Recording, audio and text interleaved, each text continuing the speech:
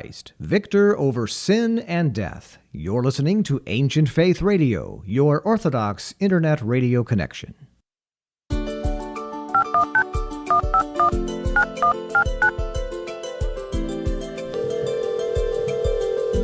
This is Ancient Faith Today with Father Tom Soroka, a weekly live call-in show addressing the issues of our day from a distinctly Orthodox perspective. You can join the conversation by calling in at 855-237-2346. That's 855-AF-RADIO. Father Tom is the priest at St. Nicholas Orthodox Church in Pittsburgh, Pennsylvania, and welcomes guests from across the globe to discuss important topics of interest. Here's Father Tom. Welcome to Ancient Faith Today Live. This is Father Tom Soroka, and I'm so glad that you're with us this evening. We'll be taking your calls in a bit, and we hope to hear from you at 1-855-AF-RADIO. That's 1-855-237-2346. As usual, Matishka Trudy will be answering the calls tonight, so please make sure to turn the show volume off before you come on air. You can send us a text message right from your phone. That's what we really prefer. 412-206-5012. We'd love to hear from you. Give us a text message. If you don't want to come on the phone, that's cool. Just send us a text, 412-206-5012. And as always, we are streaming live this time on YouTube. So you can go and you can see all of the video that we are streaming at YouTube live. That is at youtube.com/Ancient Faith Ministries.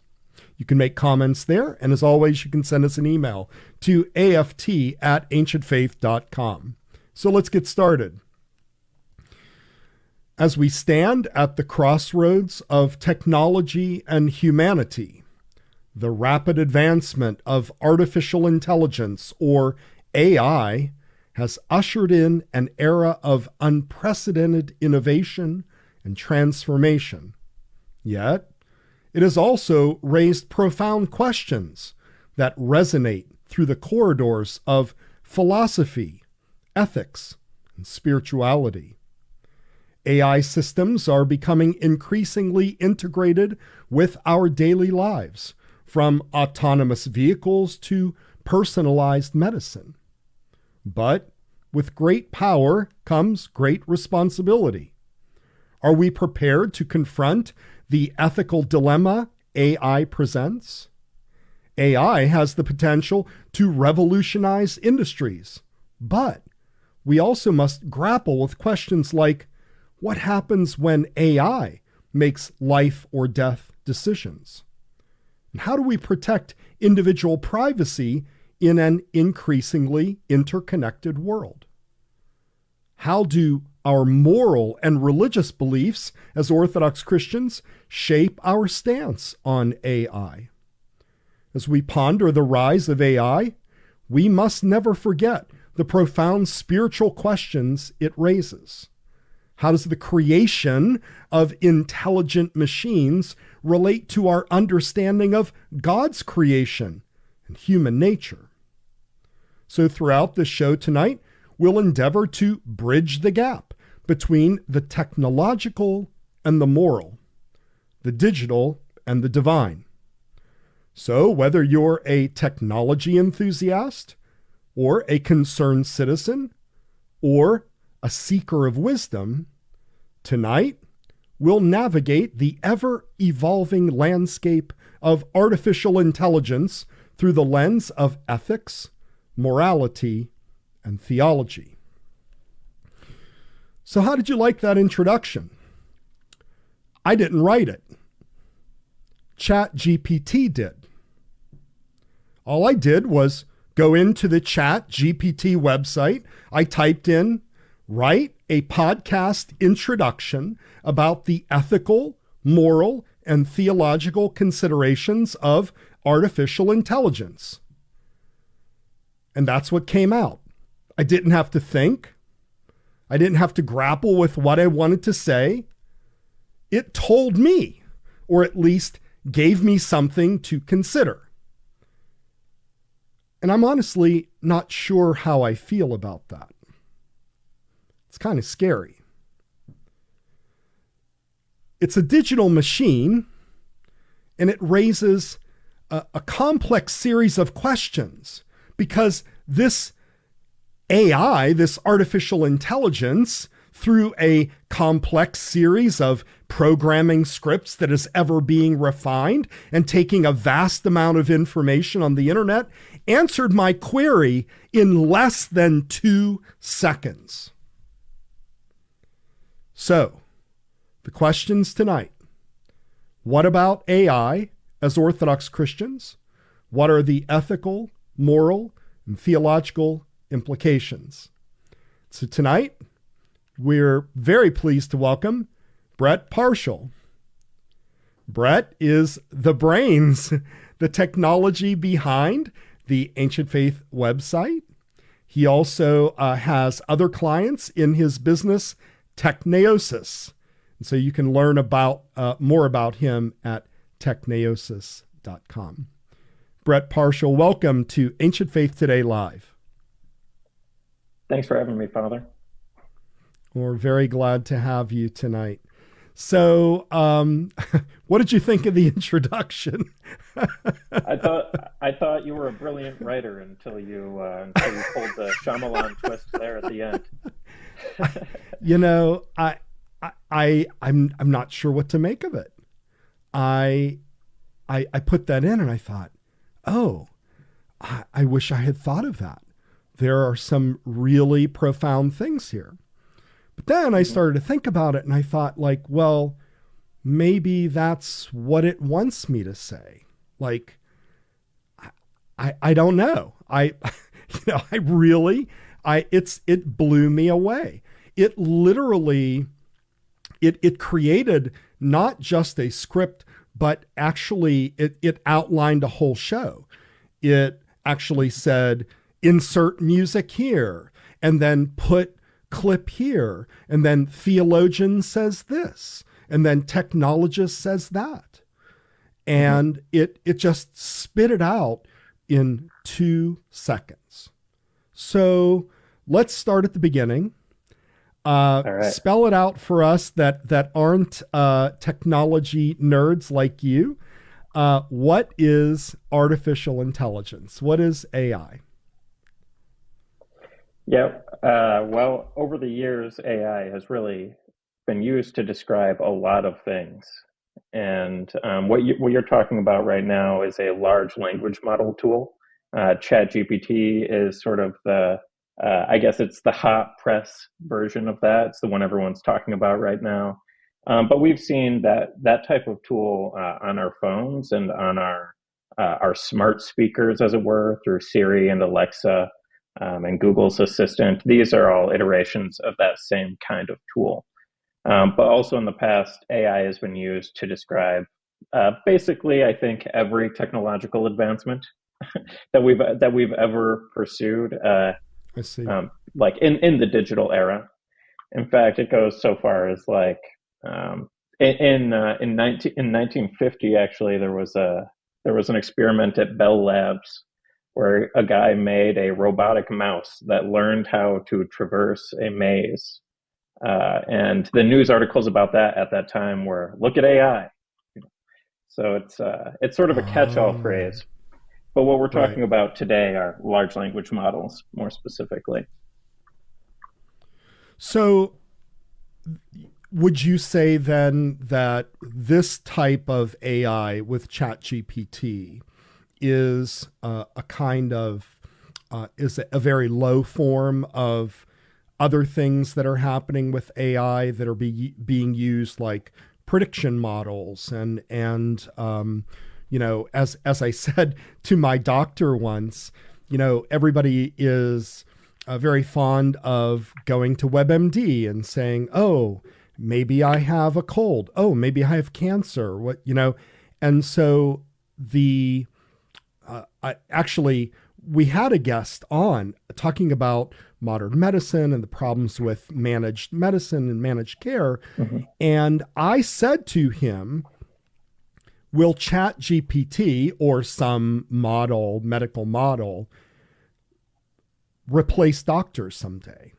Not maybe surgeons or I don't know what, but if a doctor is just going through a series of questions and they're saying, okay, you don't have this, you don't have that, you have this symptom and that symptom, and you have these contributing factors, let's use this drug. I mean, you don't really need a doctor for that. And I'm not picking on doctors. It's just one example of 1,000 that you can give. Yeah, for sure. And I think that is the big question, right? That is on everyone's mind. Even in the circles I run in among software guys, it's like, are software engineers going to be replaced by these types of tools? It's a question that's really at the forefront. And I guess because it's working with natural language, it raises that question a lot more firmly in our minds than when it was just numbers or even just images.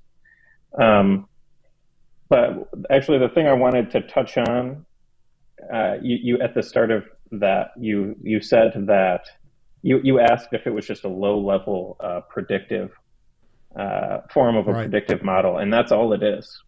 In fact, all these tools are doing is they're taking all of the data that's given to them, sort of at their instantiation when they're created. Right.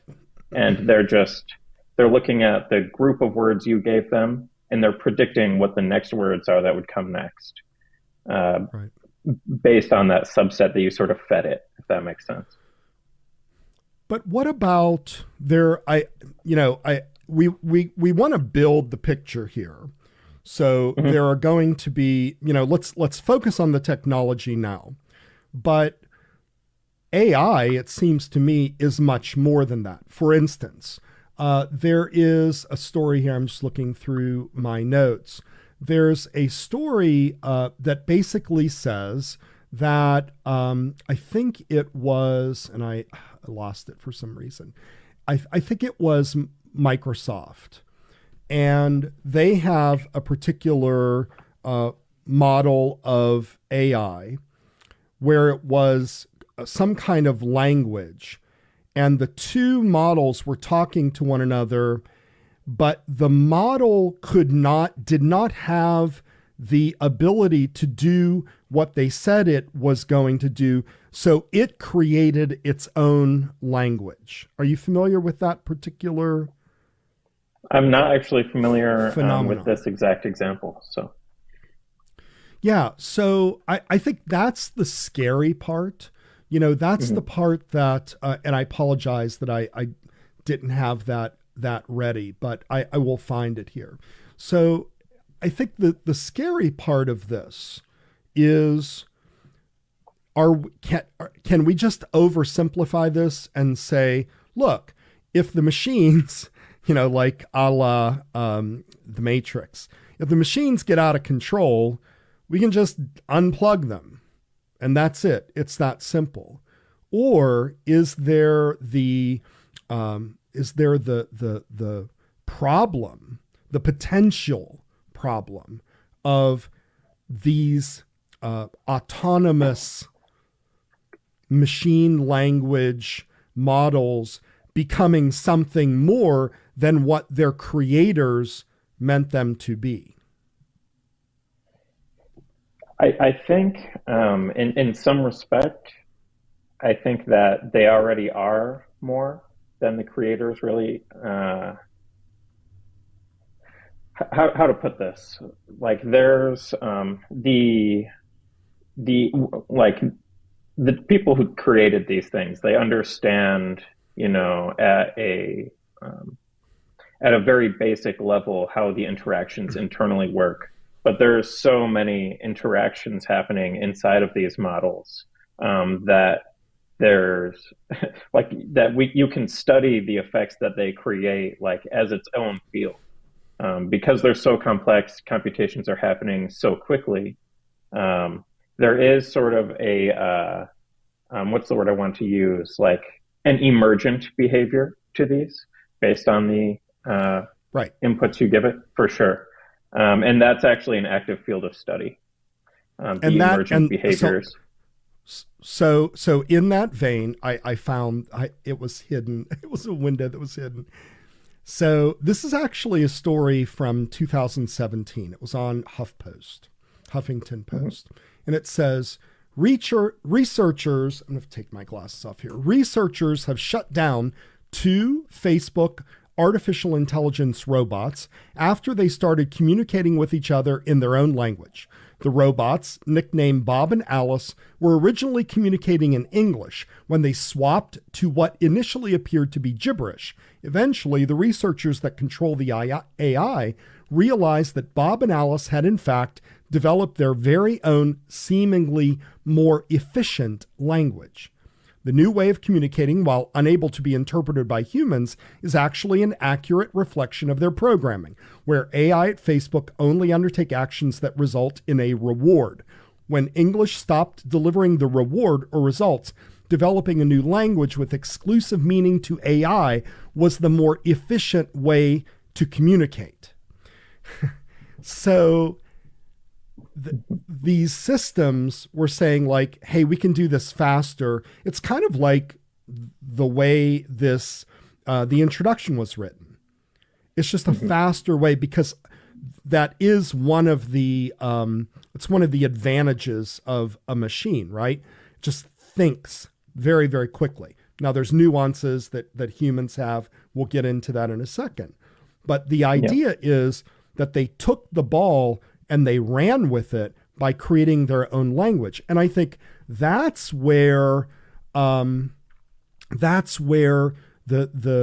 trouble, it seems like, is going to be. So the later in the article, it says, this isn't the first time that AI has started to act with a mind of its own. In 2017, an AI security robot drowned itself in a water fountain. The robot, stationed in Washington, D.C. Shopping center, met its end in June and sparked a Twitter storm featuring predictions detailing doomsday and suicidal robots. So they're kind of doing something on their own outside of the parameters of what they were programmed to do. Or is the programming allowing them to actually go outside of that?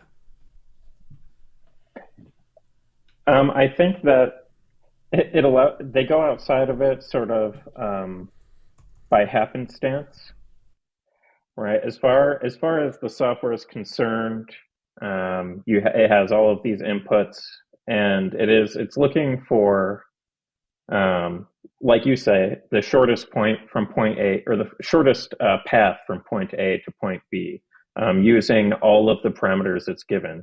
And if it finds a way to shorten that path, it will take it. That's why I think the question to me about what we give control of these things to, what data we give them, that is more important than, they don't have care, right? They're not worried about us. They're just trying to, like you said, point A to point B as quickly as possible. And there are all sorts of byproducts to that, just like there are in our daily lives. Like, if you're not comfortable with your computer and you decide, oh, I'm just going to do this real quick, that should be simple, and then everything shuts down and you don't understand. It's not that you broke rules, but you didn't understand that you were breaking rules. Rules of behavior, right? Right. All right. So we have a question here, and it goes into a little bit of the spiritual issue here. So we can get into that now with the question that came in. It says, "Hello, gentlemen. I am curious. Do you believe excess knowledge is equivalent to the Cain and Abel allegory? Essentially, losing grace by reaching analysis paralysis.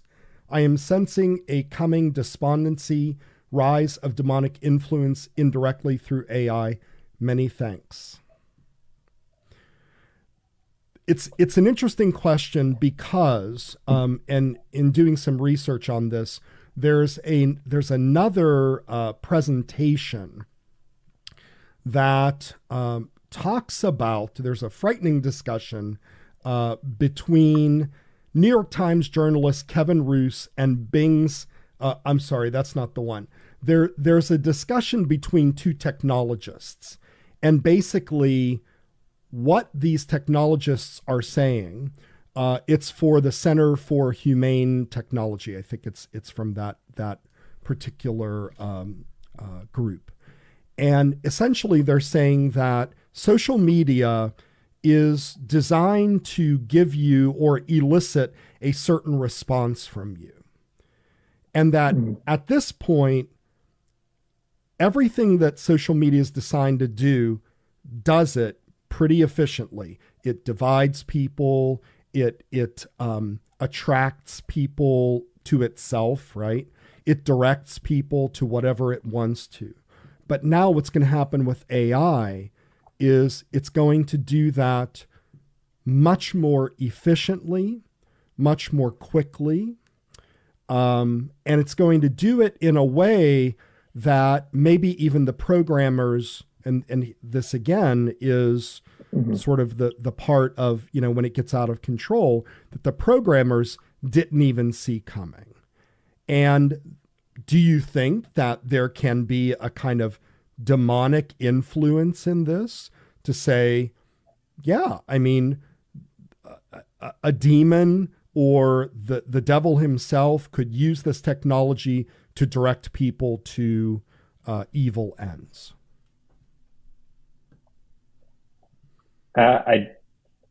Yes, but I also believe that the inverse is true. That God will find ways to interact with us through these, and there's no doubt to me. Like, in fact, I think social media is a great example, because I personally have made the choice in my own life not to be on social media at all. And I haven't been on social media in a number of years. And in part, that was because I found that I was constantly inflamed on social media. And, like you said, they just want interaction with their platform. And the platform, a guaranteed way to get interaction is to have people upset and start typing, right? Typing angry responses to one another. That's right. Very much a thing. That's very much a thing. At the same time, I try to maintain a balanced view about this, because I do agree that is a real phenomenon, and that really happens. I've experienced it myself. But I also found my way to the Orthodox Church through these same technology channels. So I don't view them as purely, I think there's a temptation to view them on either side as purely a force for good or purely a force for evil. But I don't think it's that simple of a question. So obviously those particular questions are never easy, right? Because it requires a kind of insight that we don't have. I guess the question would be whether, and so here's what you said. You said, I don't go on social media that much because I know it has the ability to do X, right? Mm-hmm. I think that the danger of social media, and we can see this now, right? The danger of social media isn't for the Bretts of the world who are strong enough to pull them away. It's for the rest of us that aren't able to pull us away. Mm-hmm. So what do you think about that? And again, the refinement of the scripts, the refinement of the technology, the refinement of the AI that is going to learn to say, oh, well, Soroka didn't like this, so let's try that to kind of draw him back in. Do you think mm-hmm. that that's a possibility? Yeah, I think it is,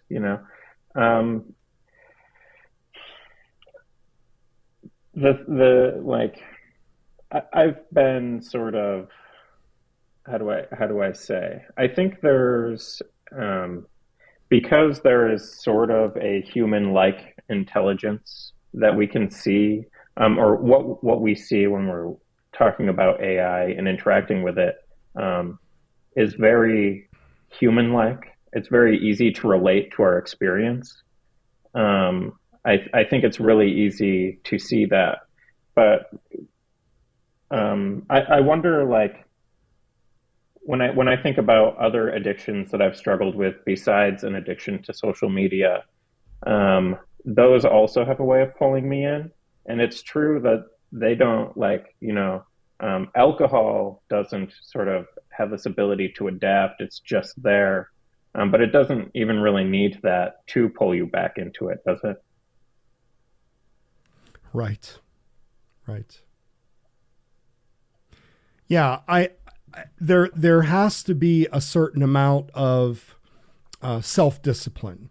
But I think that what's unique about technology, for whatever reason, and I don't know why, there is something about technology that is drawing us in, and it's not.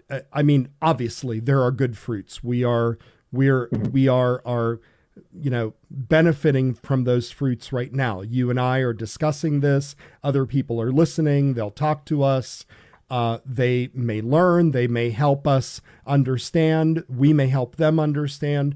So that's a really, really good use of technology, right? The problem is not necessarily only the content.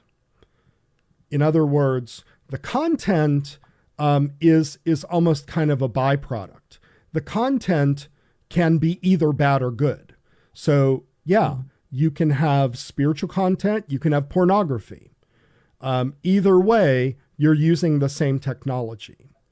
But I think that the real cautionary tale here is technology as a kind of substitute, or maybe what some people, modern people, would see as the next step in the quote unquote evolution of humankind, that they go beyond religion, which is seen as antiquated, it's seen as irrelevant, and to say that now, science has created essentially a God, a digital God, where we can go and we can ask questions of this digital God.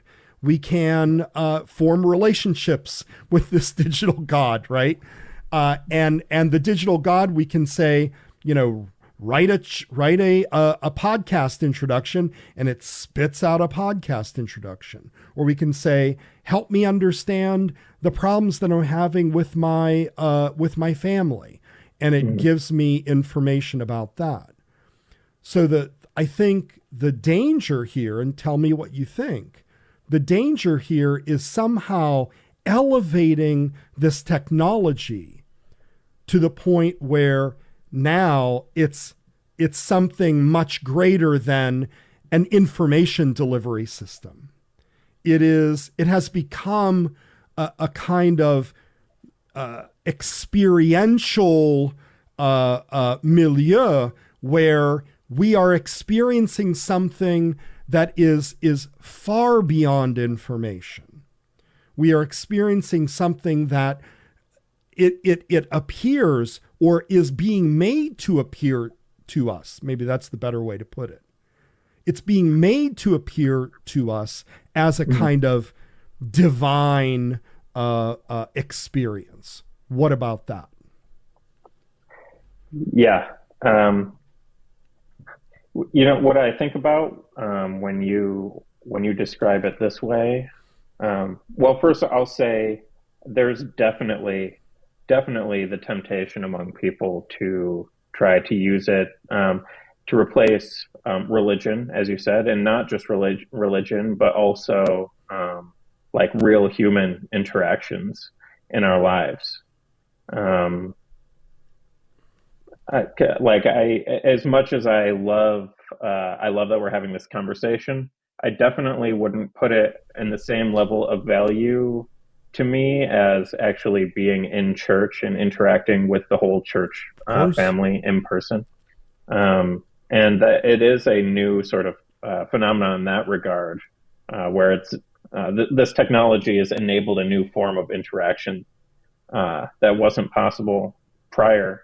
The closest thing that I can relate it to in my mind when I'm trying to think about it is, for a time before I was an Orthodox Christian or a Christian of any description, I was really into sort of studying lucid dreaming, and this idea that you can like push yourself or encourage dream states where you're interacting with your dream world in a way, and it's bringing things to you. And there's very much a similar kind of toxic pseudo-spiritual element to that that seems very similar to me. I'm curious what that makes you think of. Yeah, I think this is the problem, is we I want to go back to something. I'm going to answer that or give you my reaction to that. But I want to go back to something that you said before. You said that, our conversation, this recorded conversation that will be out there, this does not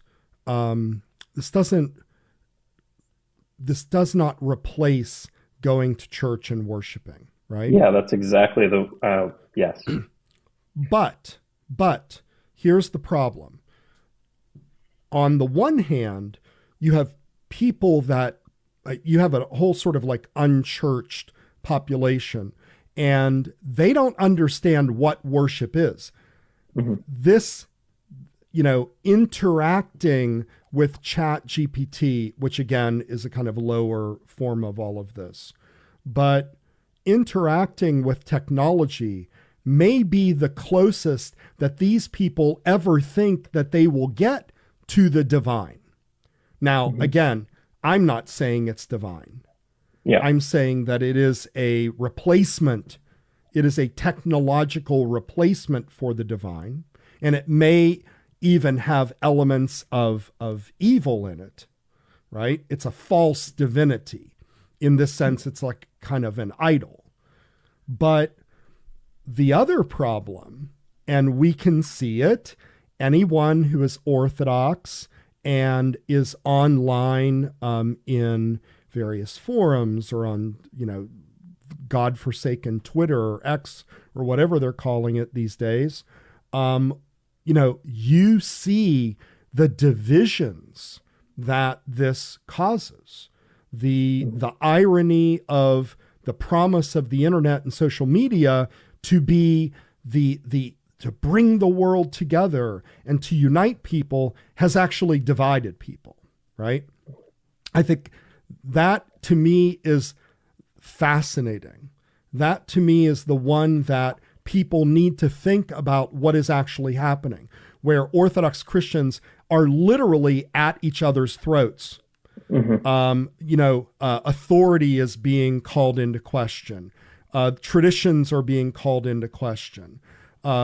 People are moving into various camps. And I think even though technology didn't cause it, technology accelerated that particular experience. All right. So that's my view on this. In the second question, yeah, I think that there is, the danger of people even, I would say, creating a religion around technology so that they begin to extract some kind of a philosophy from it. Well, look at Scientology. Now, Scientology is, a very, it's based on science fiction, right? But imagine if Scientology is honing its beliefs and so forth, and then walks in to AI, and all of a sudden that becomes the god of Scientology. So I think that on both fronts, I think for believers and non-believers, all of this is quite dangerous. Yeah. Well, you're right. We see all over the place. I mean, actually, even my the name of my company, Techneosis, is a bit of a call out to that. I read a book a long time ago called Techneosis. Tech, Gnosis, so like Greek gnosis, and this was about this is like a Gnostic approach to technology and viewing it as a tool of transcendence. And so what I did in my own thinking on this is like, how do we make it more like theosis and not gnosis? So technology and theosis combined together. And that's not obvious, you know. Part of the reason that I want to have conversations like this is that, let me share a story, I guess. Please. I have many friends, and many friends who are very much of this conspiratorial mindset where they sort of segregated themselves off from the world in a very, I would say, in an angry way, in an unhealthy way. And they see technology sort of, they went from one extreme of seeing technology as like a savior almost. I mean, they wouldn't use those words, but I think that's how they saw it. And they jumped to the other extreme where they said, I'm not going to be involved in technology at all, you know. Of course, that raises obvious questions to me, like, what are you considering technology, and et cetera, right? And they all have different answers to this. But for me, yeah, my one friend, he told me, you know, he's not going to use computers to educate his children. And I said to him, like,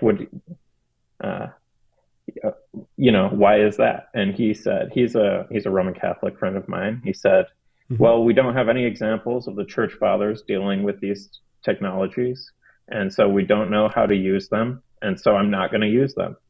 And I was like, I mean, right. I couldn't follow not him the on greatest that line answer. Yeah, right. I mean, it's not necessarily the greatest answer. I mean, there may be a great benefit to at least pulling away from technology and using it very judiciously.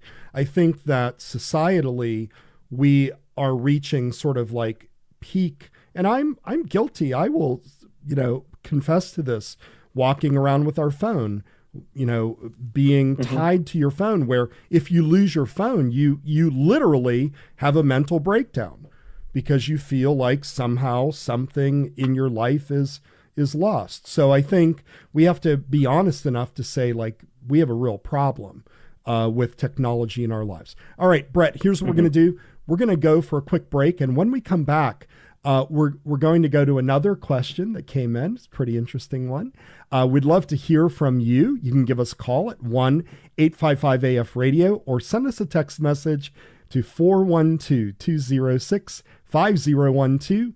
You are listening to Ancient Faith Today, and we will be right back. Father Tom will be back in a moment. In the meantime, the lines are open at 855-237-2346. Don't go away.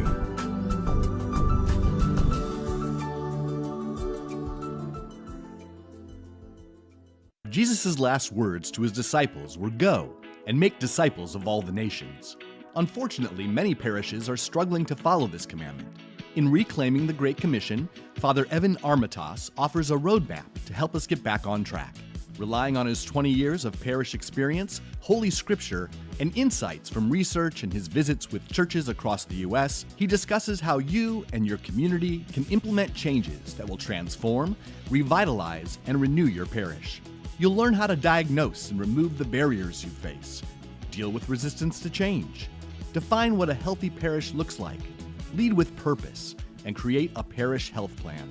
Written for clergy, council members, ministry leaders, small groups, and all committed parishioners, this book will help any church in its journey to reclaim the Great Commission. Purchase it today at store.ancientfaith.com. We're back with Ancient Faith Today and Father Tom Soroka. Give us a call at 855-237-2346. Here once again is Father Tom. Welcome back. We are speaking with Brett Parshall, and we're talking about AI and the moral and ethical and theological implications. Brett, here's a quote from Elon Musk. Everybody knows who Elon is. He says, "I'm increasingly inclined to think that there should be some regulatory oversight, maybe at the national and international level, just to make sure that we don't do something very foolish. I mean, with artificial intelligence, we are summoning the demon." He seems to think that we're playing with fire. What do you think? Yeah, I think in that respect, to bring back the question that was asked earlier, relating it to Cain, I think there is an element of that, there's this, humans are sort of notorious for this, I guess. We're really great at creating new ways to destroy ourselves and having to it's the job of those of us who I guess are at least trying not to do that and connected to the church to rein everything back in, right? I think there's definitely an element, some people are very explicit in thinking that they will actually be able to speak to demons through these sorts of technologies. I don't know how real that is, or I guess in a spiritual sense, you can commune with demons in many ways, and this is one way for sure. Yeah, no, I would think that it's absolutely possible to do that because the devil is very he's very crafty, right? And so he's going to use something that is very popular, and so there's nothing barring him from using technology. And I would say it should be obvious to us now that he's doing it. Look at the pornography epidemic, especially among men, but also among women. And this is one way that lives are destroyed at many different levels, right? Not just the user, but the producers, right? There's all kinds of problems with that particular industry, and technology is what really really kind of made it possible. I mean, it started with what, Betamax videotape, and now it's everywhere. All right, here's another question that came in. This is a good one. Hello, Father Tom and Brett. My question regarding AI is that since AI has a form of consciousness and agency, does this mean that AI is capable of sin? Thank you. That's quite a question. Yeah. Yeah. Well, let's go back and let's discuss first the assumptions here. AI has a form of consciousness and agency. So what do you think about that language? Yeah, this is, I guess it really depends on what you mean if you say consciousness, right? And they hedged a little bit. They said a form of consciousness. I would definitely, I definitely reject the notion that we have the ability to create something sort of on par with a human consciousness. But we're able to create, we have certainly created something that has a similitude to it. In my mind, I can't really reconcile this idea that it would, there's no person there to take responsibility for the actions in the case of the computer like running algorithms to me. So that's kind of where my head goes. Yeah. No, I think it's a very good point that personhood is ultimately, it's not nature. So even if we were to ascribe to technology a kind of nature, right? To say that, like, there is a technological nature, which, I mean, there isn't, but let's just say that it's a kind of human created nature. You still have to have a person, right?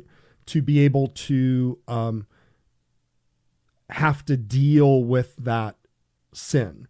So I would say there certainly can be bad decisions, right? Mm-hmm. But I think sin also implies redemption, right? And a machine isn't going to be able to repent, isn't going to be able to change its mind. It only knows what was programmed in. And so I think that there always, just like an animal, there always has to be a distinction between humans and machines. Just like there's distinction between humans and animals, there's a very real distinction there in terms of, I mean, they have, they're sentient beings, animals are, but they're also not capable of sin in the sense that we apply it to a human being. All right. Here's another question here. It's from Jeremiah. Completely giving up on computers might be extreme. This is on YouTube. But is it impossible to imagine that we might need to draw the line with some technology as Orthodox Christians? What do you think? I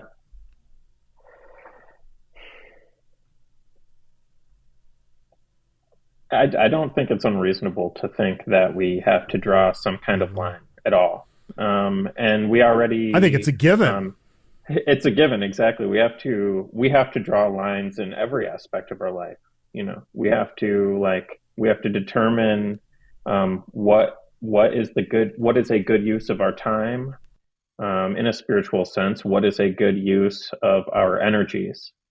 And, we already understand, like, if you're going out and using a computer to watch pornography, you're not using that in a way that is beneficial to you. In fact, the exact opposite. And I think that that's going to be the case with every aspect of our life. We need to approach it with sobriety. Yeah, I would recommend also, speaking of that sobriety, the book by Jean-Claude Larcher, who is a French Orthodox theologian, one of the most brilliant theologians in the world, Jean-Claude Larcher, Larchet. And he wrote a book in 2019 called The New Media Epidemic, The Undermining of Society, Family, and Our Own Soul. Now, he does take a very harsh view of technology. And he, really does say that we should just step away from it. But I do think that there are opportunities here to, for instance, on Lenten days, right? Wednesdays and Fridays, whether it's a fast day. So, this Thursday for us on the revised Julian calendar is the Elevation of the Precious Cross. So why not step away from technology on those days? What about the fasting seasons, the 4 fasting seasons of the year? Somehow, it's not just about the consumption of meat and dairy. It's about all of the things that are destroying us or have a hold on us, right? And gaining mastery over that. So why not use those particular opportunities to step away from technology? I think it makes total sense. So Jeremiah, Yeah. I think we should do it. Yeah, I completely agree, and that was part of why I brought up this story before with my friend who has sort of sworn off technology completely. Was that I think that it can be good to be in a place like that if you realize something has taken control of you completely, and you have no sense of control over it anymore, to take a hardline stance for a time where you don't allow it at all, because you can be sort of so easily sucked back in. And that's why I completely shut off all social media, and I even got rid of my smartphone for a time, because I didn't have the strength to stay off of it. But Wow. that doesn't necessarily, at the same time, we fast for a time. We have fasting periods so that it's not controlling us. But that doesn't mean that we have to give it up completely. We just need it to be in the right place, or taking the right place in our lives. That's kind of how I see it. Yeah, no, absolutely. I think that it is something that we need to look at. And I know we're getting a little bit far afield from the idea of AI, but I think we've established that, technology is technology. And the more sophisticated and maybe even, for lack of a better term, sort of controlling technology becomes in our lives, whether we know it or not, right? It's behind the scenes doing its thing. We need to be more and more cognizant of the negative effects that it has on us. All right. Jeremiah also asks, could the negatives of some sort of AI so outweigh the positives, especially in spiritual and moral matters, that it would be prudent for the church to discourage or prohibit its use? So that's tricky, because we're talking about AI as a kind of, as a part of technology, but not just a thing. In other words, the idea that AI, ChatGPT is, I guess, a lower form of AI, but every time you use some technology, you're probably using some type of AI. Is that not true? If you go on a website, if you use a search engine, you're probably using AI. Yes or no? Yeah, it does come down to what exactly you mean when you say AI. Many people have sort of if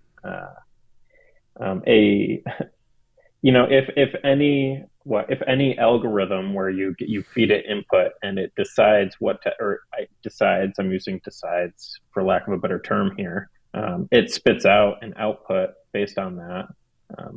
You're interacting with these systems. When you visit Facebook, we all understand there's algorithms. When we're on YouTube, we understand there's algorithms. So you're going to interact with it. It's happening behind the scenes on your phones. If you have a smartphone, I don't think most people are going to give up their smartphone. They're building chips now with specific parts of them allocated completely to these sort of neural network AI things to make your battery last longer and survive more charging cycles, and do sound recognition in your environment and stuff. You can't really avoid it completely unless you take the stance of a monk on Mount Athos or something. Well, I would just say in response that the monks on Mount Athos, and every monastic, is an example for us, of those of us that live in the world, to be very cautious about the way that we engage with the world, right? We have to be cognizant that these things are happening and are kind of using us instead of us using them. And so the inherent danger of them controlling us, just like food, right? I mean, we as Orthodox Christians, we focus so much about food when it comes to fasting, but it's really everything that has control over us. And certainly it has to be technology. And to Jeremiah's point, the more sophisticated the technology becomes, the more it is going to control us, more unknowingly, right? I think that's what's going on. Yeah. Please. No, I agree, and I wanted to say as well. I think we can't just say, well, I guess I don't think it would make sense to me for the church to say outlaw the use of axes, right? It would outlaw the wrong use of axes. We're not supposed to be inflicting harm on our brothers. And so I very much, when it comes to AI, I classify it, when I'm thinking about it, as a tool. And a tool can be sort of rigged up in a way intended to cause harm. And that don't do that. but that's not a problem with the tool itself. So I'm just going to reflect on what you said.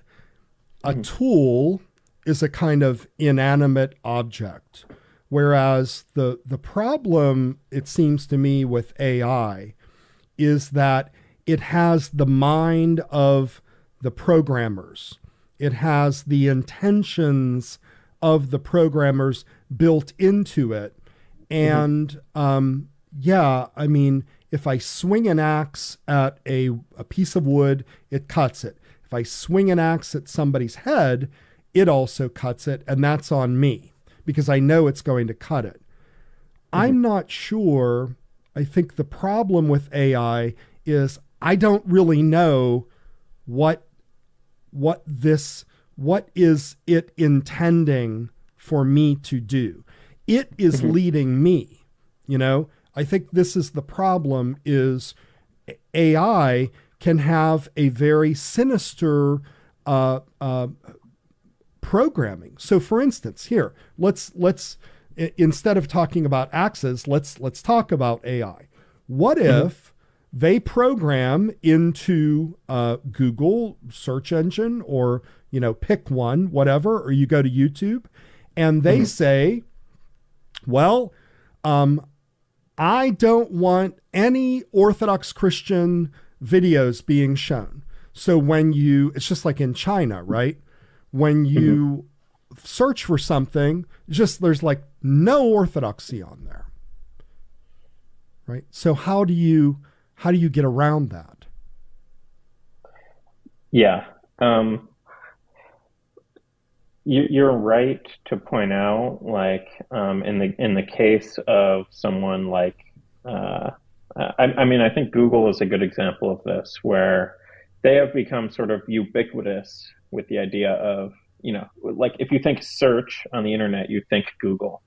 And so they have this sort of perceived position where they are the de facto standard, I guess, for that.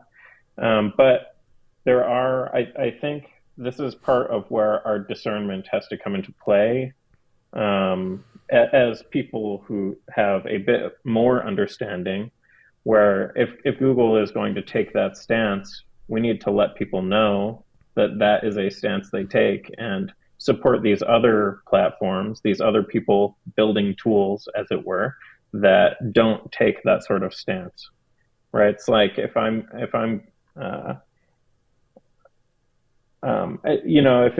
for myself, if I relate this to other things, other tools in life, am I going to go? My analogy is kind of murky here, but the intent of the people making it does matter. it does matter, I think. And there are alternatives, and I think we should seek those. I think you're absolutely right. We have, we have Proton Mail, so we don't want Google to look at it. We have, DuckDuckGo because we don't want Google to look at it. So that's fine.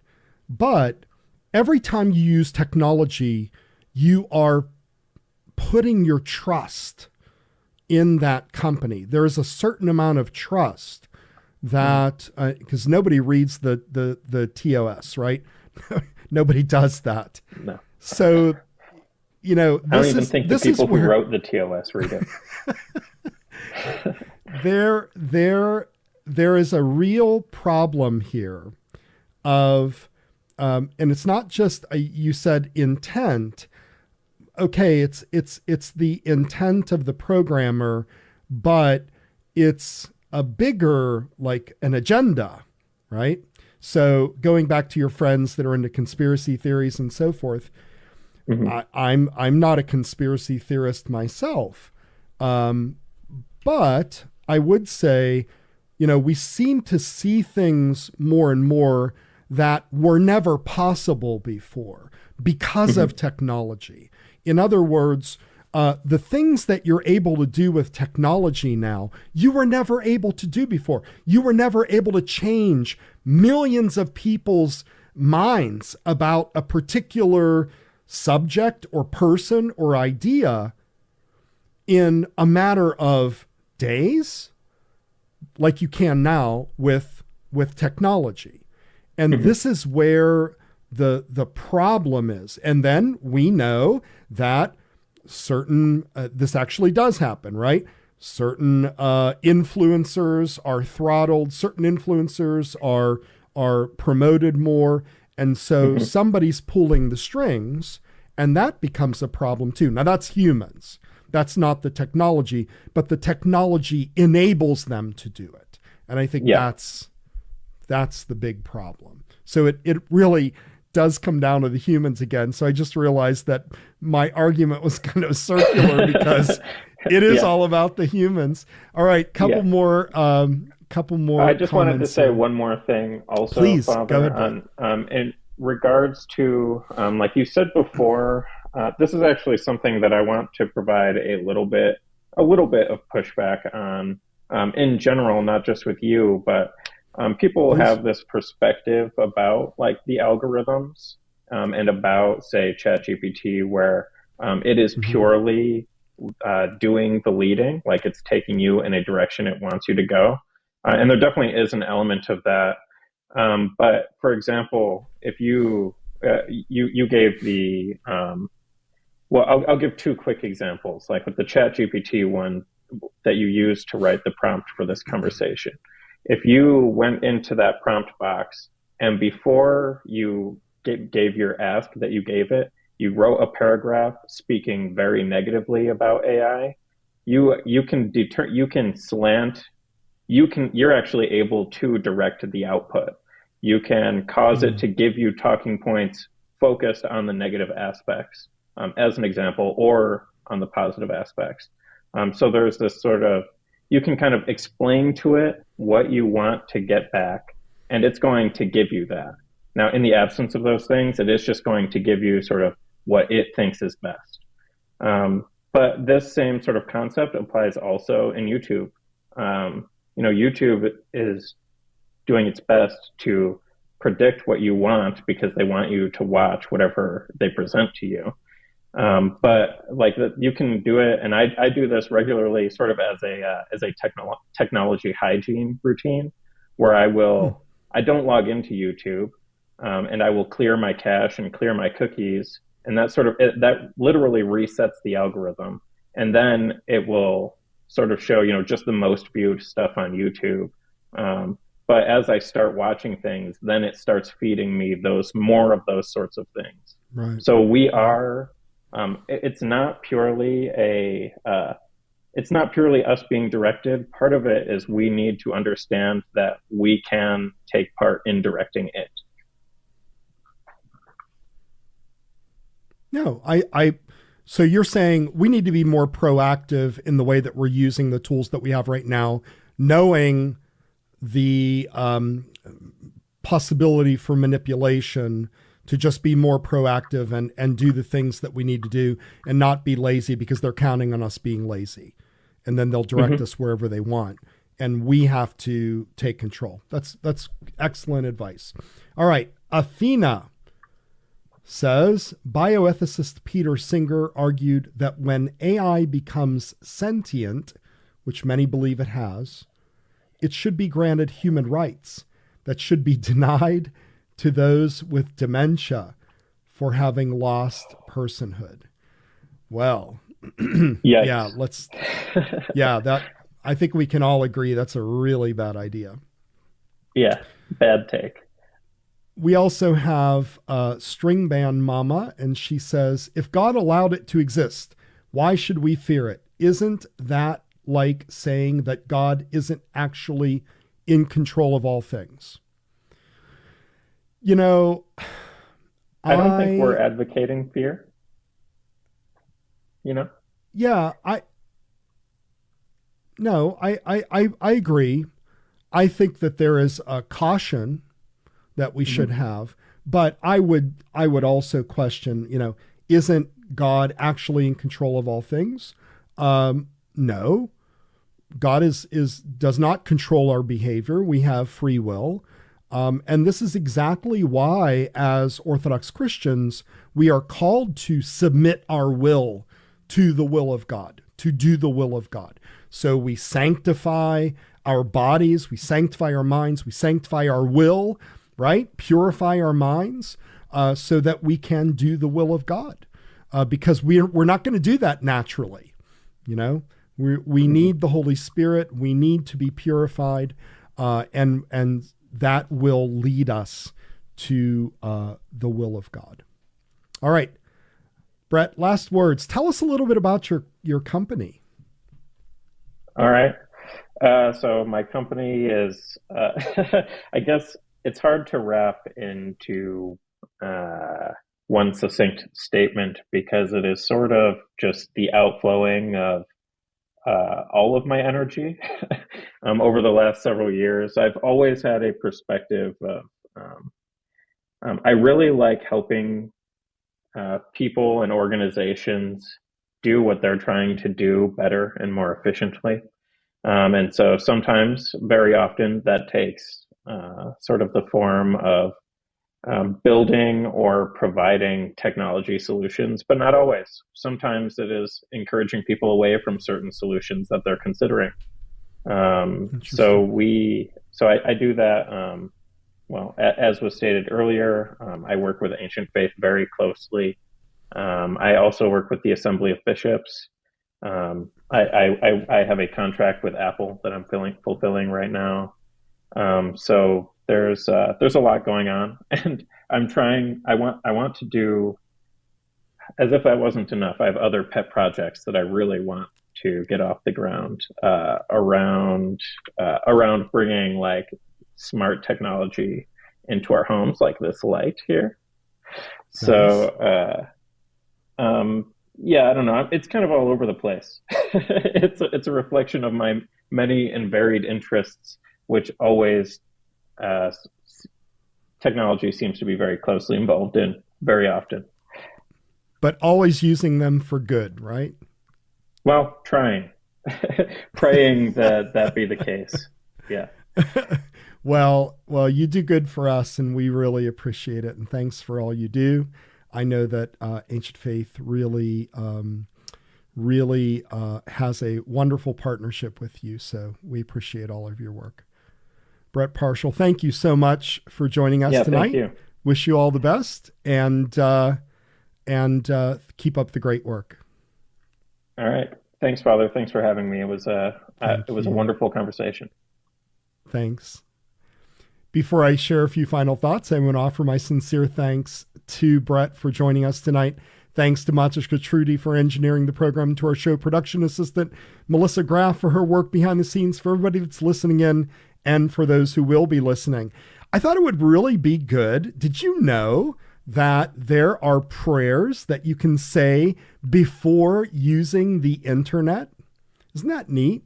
So if you have, I know Ancient Faith has a prayer in their prayer book, and St. Tikhon's Monastery Press has a prayer in their new prayer book, and it goes like this. Light from light, only begotten Son of the Father of lights, who dwellest in light unapproachable, the beauty of whose countenance is beyond description, and whose luminous thoughts are beyond the grasp of any created mind. O Creator of all, form and beauty, which are intended for holiness and contemplation of Thee, do Thou now guide me, who would use the internet, so that by so doing I would glorify Thee and walk in the light Thou givest me, at all times thinking on whatever is true, honest, just, pure, lovely, and good, to the sole glory of Thy most holy name, Jesus. Through the prayers of the Virgin Mary, Thy Mother, of our fathers among the saints, Isidore of Seville and Theophan the Recluse, of the Venerable Eugenius of Aetolia, Job of Pochaev, and Nicodemus the Hagarite, and of all the saints. Amen. And that's our show for tonight. Remember to like us on Facebook at facebook.com/ancientfaithtoday. Share out our program after that's posted. Give us your feedback and contact us with any ideas or topics that you might want to hear about. And join us next Tuesday evening for another edition of Ancient Faith Today. Good night, everybody.